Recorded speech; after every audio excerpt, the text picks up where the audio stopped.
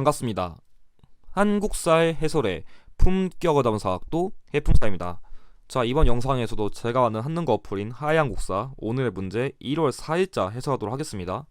자, 1번 밑줄근 문화선으로 옳지 않은 거 얘기했는데 이 문제 제가 드디어 나오기 원했었는데 나왔어요. 자, 이 문제는 앞에 제가 다뤘었던 오늘의 문제 영상을 제대로 보신 분들은 꼼수를 드디어 받아먹을 때가 왔는데, 자, 보여드릴게요. 이 문제 지금 고려시대 문화유산이래요. 그러면 지금 어쨌든 간에 이 나전칠기가 뭔지 몰라도 고려시대인 거 알죠? 그럼 바로 넘기시면 돼요. 근데 지금은 이런 식의 문제가 나와있지만 보통은 이런 문제가 나오면 한 10번에서 한 18번? 17번 이쯤에 나오거든요. 그러면 대충 번호 보고서 고려시대 찍어도 돼요. 근데 물론 이 문제 이렇게 알려줬으니까 쉬운 것도 있는데, 자, 일단 보면은 일단은 나머진 다 말이 되는 게, 자, 청동의립사 포류수구문 정병이란 거는 일종의 물병이에요. 그 승려들 들고 다니는, 이게 고려시대 때 만든 거니까 맞고, 부석사 소조일의 자상은 부석사 무량수전 내부에 있는 통일신라의 그런 불상 양식을 계승한 대표적인 그런 또 다른 불상이기 때문에 얘도 맞고, 청자 상가무 운암문 매병, 다른 말로 하면은 고려 청자거든요. 그러니까 여러분들이 약간 조금 쉽게 접근하고 싶으면은 약간 토기라든지 물병이라든지 뭐든 간에 약간 이런 그릇, 토기 이런 게 나오면 고려시대다, 약간 녹색, 초록색 이렇게 생각하시면 조금 쉬워요. 그러니까 고려시대 건 조금 녹색으로 만든 게 많다, 이렇게 외워주시면 조금 문제 접근이 좋을 것 같고, 4번의 경우에는 월정사 8가 구초성탑, 고려 전기 때 송나라의 영향을 받았다고 수정되는 대표적인 다가삭성탑이에요.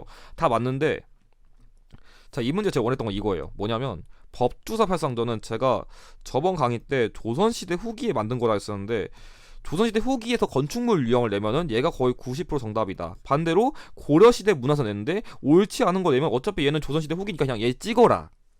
근데 실제로 고려시대 문화선 옳지 않은 것 중에 하나로 제일 잘 나오는 게 얘예요. 그러니까 내가 조선시대 후기 건축물 유형 나왔네, 그럼 얘 찍고, 고려시대 문화유산 나왔는데 다 옳지 않은 거 고른다, 또 얘 찍으면 돼요. 그러면 여러분들이 오답이든지 정답이든지 한 개를 쉽게 소거할 수 있다. 그런 걸 좀 전략으로 가져가시면 좋을 것 같아요. 자, 2번 가나사의 시에 있던 사실로 옳은 거 얘기했는데, 자, 이 문제는 제가 맨날 강조했던 사화 유형이죠. 사화 유형은 여러분들이 기본적으로 무갑기의 무오사화, 갑자사화, 기묘사화, 을사사화 얘를 외워야 되는데, 자, 얘네들은 연산군, 얘 중종, 이거 명종이에요. 근데 각 사화가 어떤 왕 때 발생했는지 그것도 중요한데, 거기에 플러스로 어떤 인물이 희생된지 그걸 파악하는 거 중요하거든요. 아니면 원인이라던가 최소한. 근데 가의 경우에는 폐비 윤씨의 시호를 의논한대요. 그러니까 여기 말하는 폐비 윤씨란 거는 연산군의 엄마거든요, 어머니. 그러니까 약간 갑자사화는 우리 엄마를 죽였어. 와, 근데 내 신하들 중에 그런 애도 있었다고? 자신 부모님 죽였으니까 빡쳐가지고 내 부모님의 원수를 갚자, 이렇게 외우시면 좋아요. 그냥 원수를 갚는다. 그러면 이 폐비윤씨라는 용어가 보이자마자 그냥 찍으시면 돼요. 자, 나의 경우에는 조광조 때문에 사실상 기묘사화가 발생한 건데, 여러분들이 보통은 이 조광조가 언급되면 키워드가 두 가지 방향으로 나와요. 뭐냐면 혈량과를 실시하다던가 아니면 위훈삭제, 다른 말로 하면 전국공신에 개정했다, 이 두 가지로 좀 키워드가 나오거든요. 그래서 단순하게 나오면은 조광조 갖다 푸시면 되고요. 이게 안 나오면 이 두 개가 언급되면은 중종식의 기묘사화구나, 이렇게 찍으시면 됩니다. 그러면 지금 갑자사화랑 기묘사화가 나왔는데 정답 키워드는 여기 있는 성희한일파가 반정을 통해서 연산군을 몰았다, 이게 정답이거든요. 왜냐면 그 연산군이 지 엄마 죽인 것에 빡쳐가지고 신하를 다 죽이고 자빠지니까, 야, 이러다 다 죽어, 거의 지금 오징어 게임 하고 있는 거예요. 오징어 게임 하고 있으니까 쟤 빨리 몰아내야 돼 하면서 반정 일으켜가지고 중종을 세운 거죠. 그런 식 여러분들이 이해하시면 흐름을 쉽게 접근할 수 있을 것 같습니다. 정답은 4번이에요.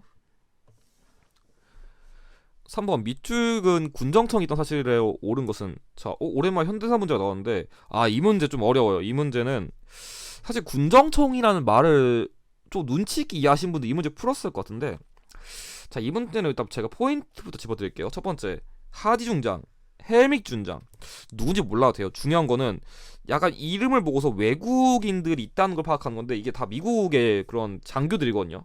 근데 솔직히 이건 몰랐을 텐데, 여기에 김교식, 여운형, 안재용 등이 참여했다, 이게 좀 두 번째 포인트예요. 제가 왜 이걸 짚어드리냐면은, 자, 실제로 문제를 보시면은 여기서 자, 1번, 3번, 5번은 자, 이래서 선지속을 잘 해야 되는데 공통적으로 싹 다 이승만 정부 시기에 만든 거예요. 자, 지금 똑같은 정부가 3개나 겹치니까 당연히 시기적으로 너무 이상해요. 근데 제1차 경제개발 5개년 계획은 박정희 정부 시기 키워드인데 제가 이걸 굳이 짚어드린 이유는 여기서 여운형이라는 인물이 정말 중요해요. 왜냐면 여운형이라는 인물은 그러니까 소위 1948년에 50 총선거가 나오기도 이전인 거의 1947년쯤 이때 돌아가신 분이에요. 그러니까 애초에 정부가 나오기 전부터 돌아가셨는데 이 인물이 살아있는 시기에 이런 걸 한다는 건 시기상 말이 안 된다는 거예요. 왜냐면 여러분들이 그 좌우합작위원회라는 그 단체 키워드 이해하면 되는데 좌우합작위원회가 해산된 이유는 이 인물이 죽어서예요. 돌아가셔가지고요. 그러면 당연히 시기적으로 지금 이 인물이 살았다는 거는 아직은 정부가 수립도 안 된 시기에 해당되는 키워드만 골라야 돼요. 왜냐면 신한공사는 거의 1946년 이쯤에 세워진 거거든요. 그래서 여러분들이 아, 이런 인물을 괜히 준 게 아니었구나, 그런 눈치밥 있게 푸는 게 이 문제의 핵심이었습니다. 그래서 좀 어려운 문제였어요. 자, 4번. 아래 그림을 그린 인물은 누구인가?